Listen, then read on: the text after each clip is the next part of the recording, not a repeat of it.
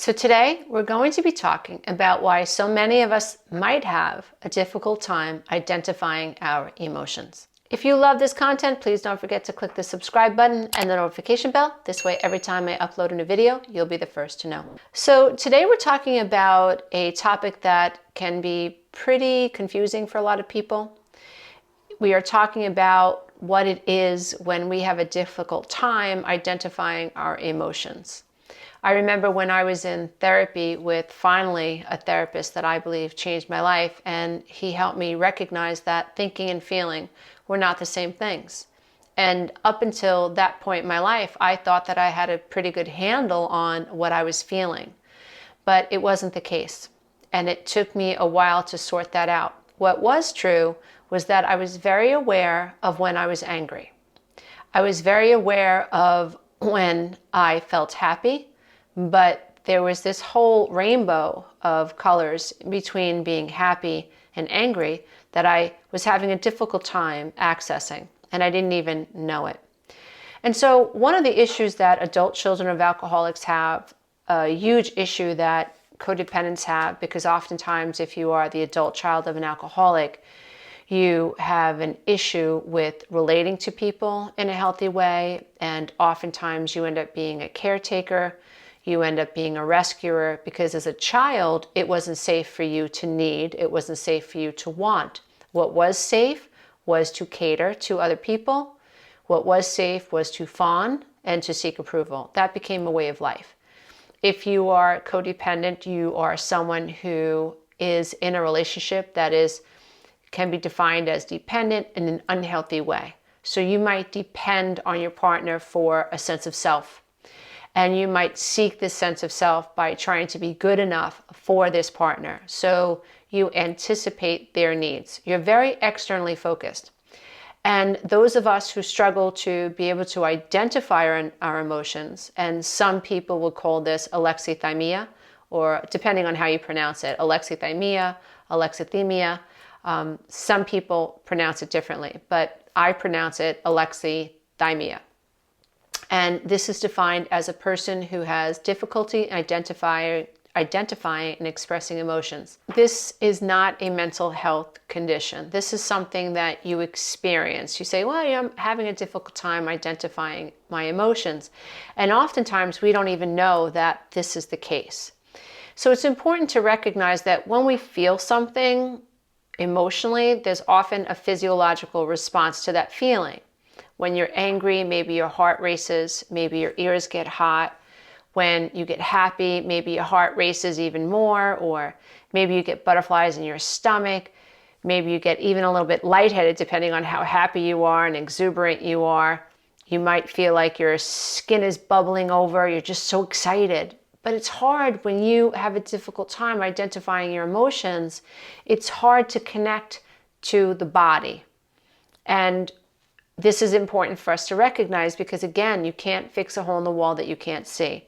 So I think healing and recovery is also a big part of what we need to do is first acknowledging what's wrong. Once I identify what's wrong, then I can set out to create goals that allow me to fix it or get better. So why would you or I or someone we know, what would be some of the causes of being unable to identify our emotions? Well, if you come from a dysfunctional home, it might be very difficult for you to identify your feelings because the ability to identify feelings needs to be modeled. So if you came from a home where your parents did not model a vast array of emotions, then you don't have a model for how to identify your emotions. If your parents aren't using language like that was blissful, that was joyous, that was fun, that was exciting, that was exhilarating, that was depressing, that was sad, that was disappointing, that was surprising, that was amazing, that was tantalizing, that was frightening, wasn't that frightening? Or how did you feel about that? If you don't have parents who are labeling emotions, if they aren't asking you about what your emotions are, then you are not accustomed to looking within and developing this deep level of introspection. One of the most important things that I think a parent can do is ask their child, how do you feel?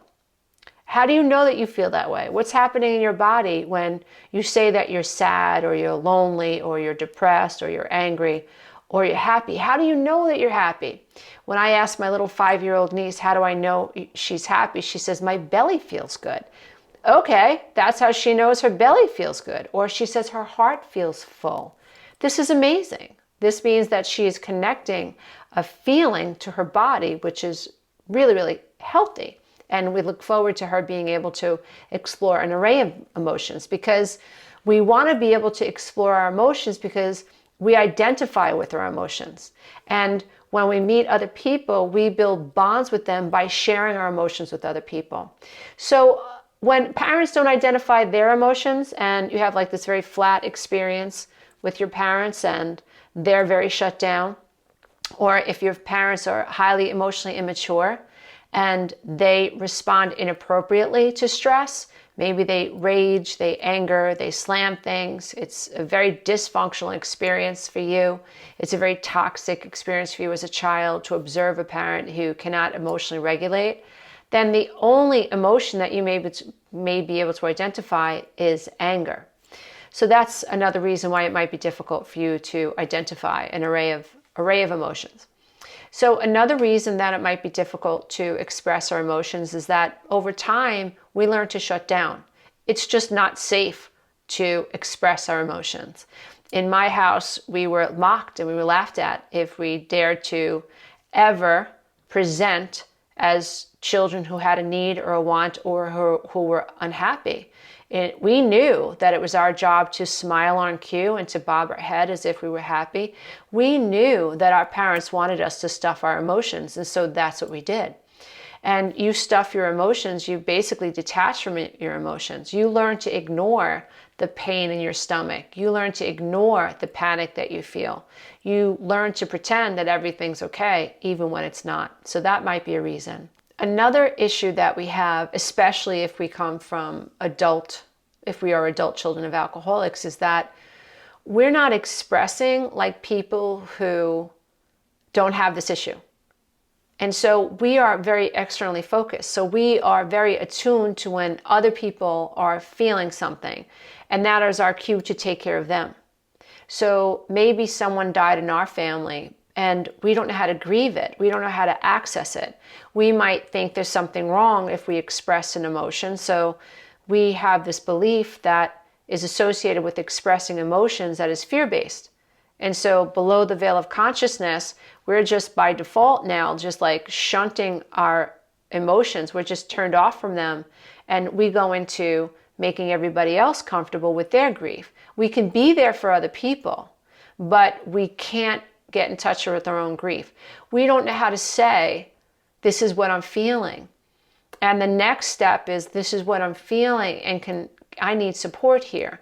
So this gets all wonky inside the adult child who has been raised by a narcissistic parent and or an alcoholic or someone who is emotionally immature. It gets all wonky because if I can't identify when I'm sad or when I'm grieving, then I can't heal it.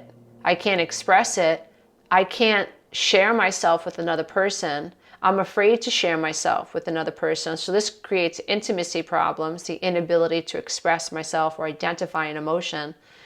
And I end up then caretaking and rescuing everyone else's emotions. And I basically captain this storm without even looking at myself. Another reason that we have an issue with identifying our emotions is that we allow ourselves to feel anger, but we can't allow ourselves to feel sadness. So anger becomes an emotion that we think is acceptable. Sadness is not an emotion that is acceptable. So in some cases, anger will hide our sadness. This is very, very, very common. We weren't allowed to be sad. We had to pretend that we were happy. We had to take care of our narcissistic mother's needs, or we had to cater to our narcissistic father. We had to cower around them when they were enraged or when they were drinking. We had to live in fear, or we lived in fear of severe betrayal, or we lived in fear of being mocked. We lived in fear of abandonment. So we don't know how to access the emotions that would make us feel more vulnerable. But what we do know how to do is take care of other people. That's what we know how to do. Another reason that we have a difficult time identifying with feelings is that we don't trust that what we feel is actually real. And so if I don't trust what's happening inside of me through parental gaslighting, for instance, or if my home was such a toxic place, and that's what happens in narcissistic families. Like when you have narcissistic parents, then it's like the children start to turn on one another, and the parents sometimes enjoy it. It becomes the norm, so you don't feel safe. So there's no way for you to share your true emotions with your sibling, because your sibling might go back and say something to your narcissistic mother. And so you keep that inside of you. You don't dare share that. It's seen as a weakness. And so this becomes part of your download. This becomes part of your programming. This is part of the trauma, is having the fear of being vulnerable with a sibling and being vulnerable around your parents. I mean, how backwards is that? These are the people who are supposed to love you and have compassion for you and take care of you.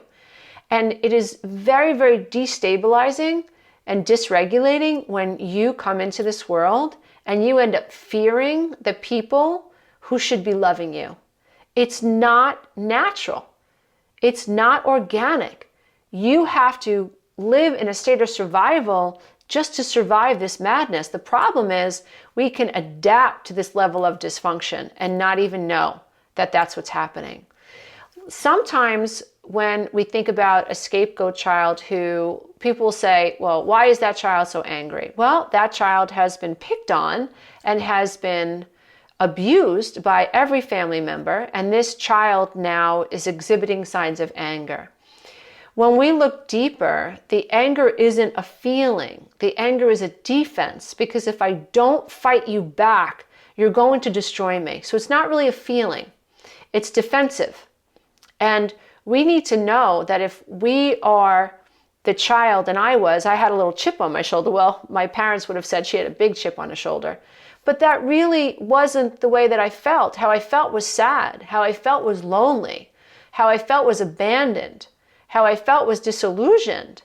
How I felt was bewildered. How I felt was despondent. The anger and the chip on my shoulder, that was my defense. That was my armor, because I just felt that if I dropped it, they would eat me alive. Like there would be nothing left of me. And so I think that those of us who struggle with anger, we might want to ask ourselves, is that really how I feel? Or is this my cover story? Is this anger protecting me from the fear of being engulfed by the feeling of invisibility, or the fear of exposing myself and having the people that I love the most humiliate me or hurt me or use it against me in some way? Something to think about. We oftentimes may also, those of us who can't figure out how we feel, we might resort to anger, and when we get all jumbled up and we start to feel emotional, but we can't sort the emotions out, it's so overwhelming, we might even push people away. And we're trying to distance ourselves from other people because we can't identify how we feel. We feel something, and it can be overwhelming, but we can't put our finger on it.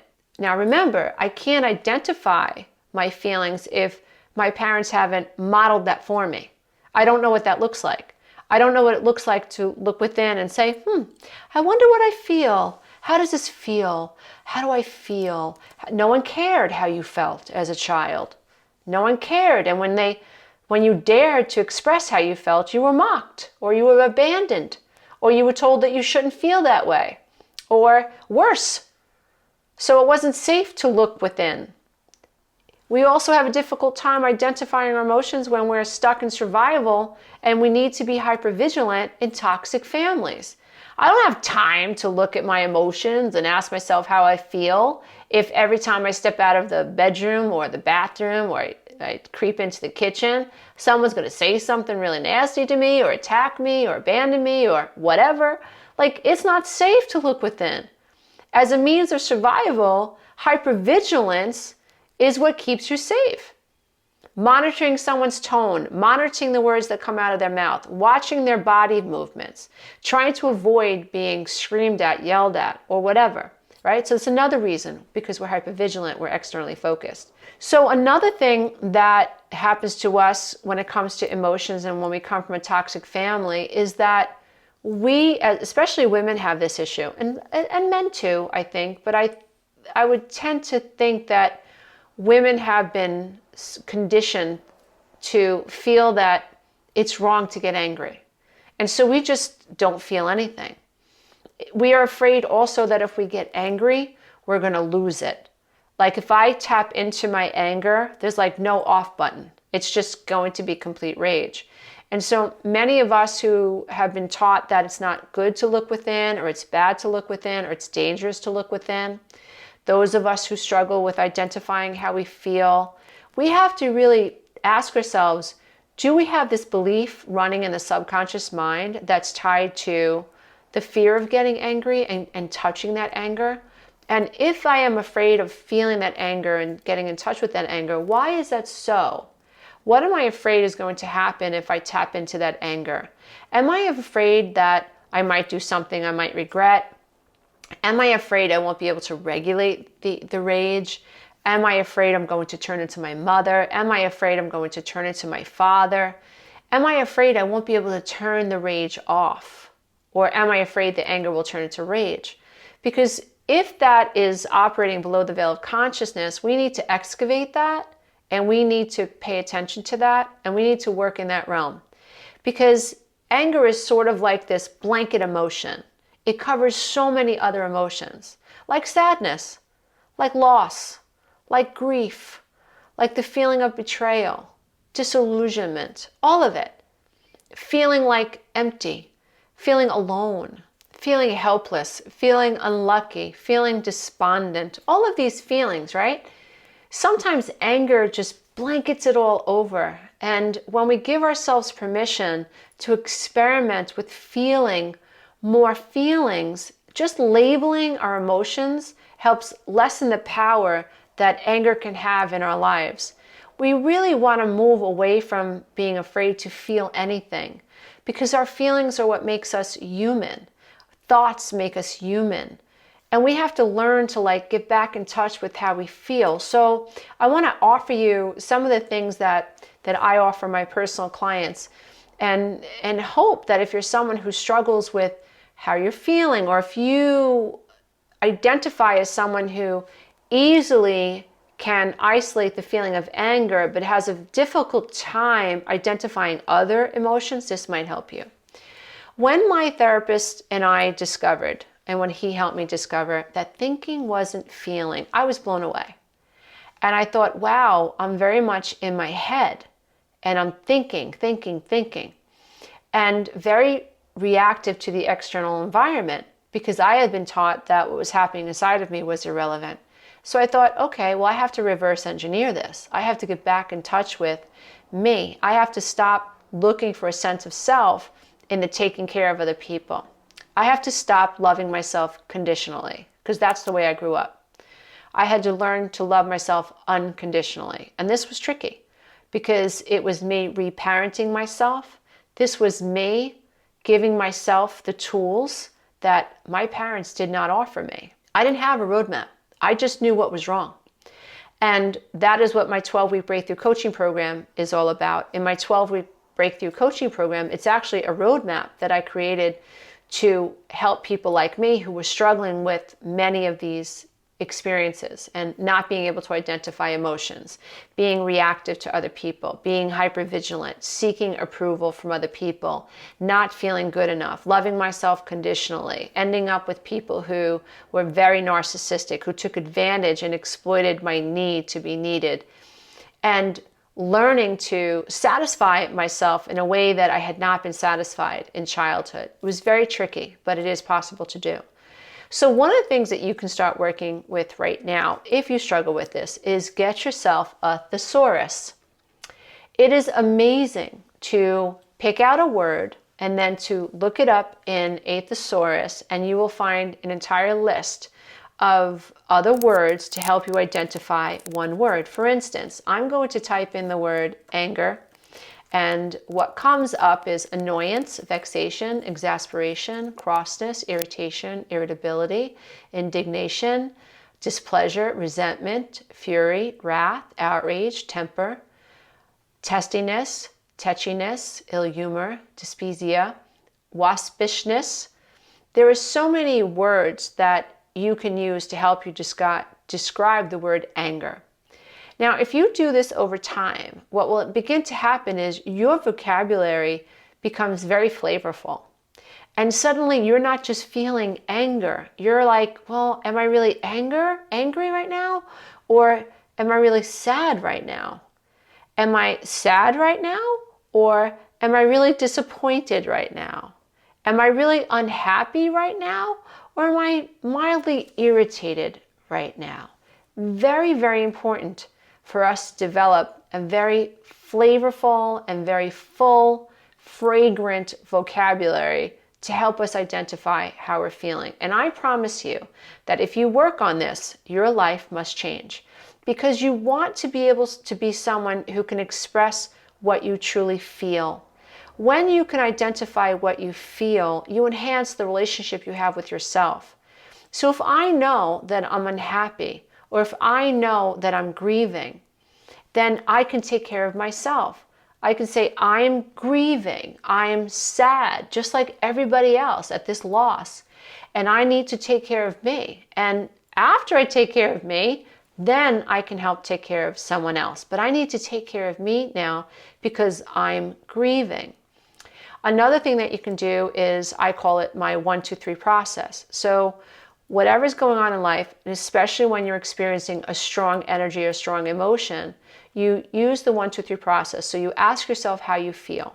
How do I feel? It doesn't matter if it's angry, rageful, jealous, sad, depressed, whatever it is, accept how you feel. That's step number 1. Step number 2 is feel it in your body. Well, if you're sad, how did your body tell you you were sad? Because whenever you have an emotion, there's a chemical physiological response. So you want to figure out, well, how did my body tell me that I was sad? For me, when I get sad, my heart space begins to close. I can actually feel it get tight. And when you get really good at identifying your emotions and you get really good at attuning yourself to you, what you will notice is that you're much more aware of what's happening in your heart space. It's incredible. The third step is, this is the money step. This is where you need to make a decision. But before you can make a decision about how you feel, you have to ask yourself 3 questions. What about this can't I control? What about this can I control? Number 3, ultimately, how do I want to feel? So this is a future thought process. Those of us who struggle with anxiety and depression, we're so wrought with anxiety in the now, we're not thinking about the future. It's all about now, the fear in the now. And we've got to kick ourselves out of that pattern and start thinking about the future. So the third step is designed to help you think about the future. Well, how do you want to feel? So let's say I have an argument with someone that I really love, and I'm really upset about it. The first thing they have to do is, how do I feel? I feel upset, I feel anxious, I feel sad. What if she never talks to me again? What if she doesn't want to be my friend anymore? Fear, fear, fear. I have to accept how I feel.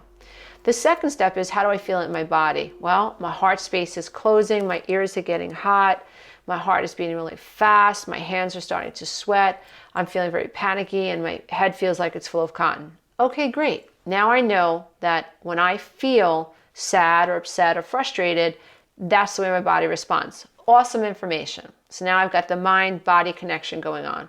I can feel it. I'm connecting. Third step, what can't I control? What I can't control, that we already had this argument. I can't even control that this is the way I feel. This is the way I feel right now in this moment. Well, what can I control? I can control how much time I spend thinking about this. I can control how much time I spend trying to chase her approval. I can control whether or not I apologize. And if I decide that I am needing to apologize, I will. And so that becomes part of the decision-making process. The third step is, well, how do I want to feel? I want to feel at ease. I want to feel peaceful. Well, what decision can I make that will net me the most peace? So if I decide that I was in the wrong, I might want to apologize. If I decide I was not in the wrong and this boundary needed to be set, I might leave it alone. And I might go to yoga, or I might meditate, or I might journal, or I might pray about it. I'm going to do something that's going to allow me to accept and surrender to the situation so that I can live in peace. So these are some of the things that we can do to help us identify our emotions in a healthier way. And I truly, truly hope this has been helpful. Namaste, everybody. Until next time. Bye for now. If you love this content, don't forget to check out the next video, and you can go to my website and take the codependency quiz.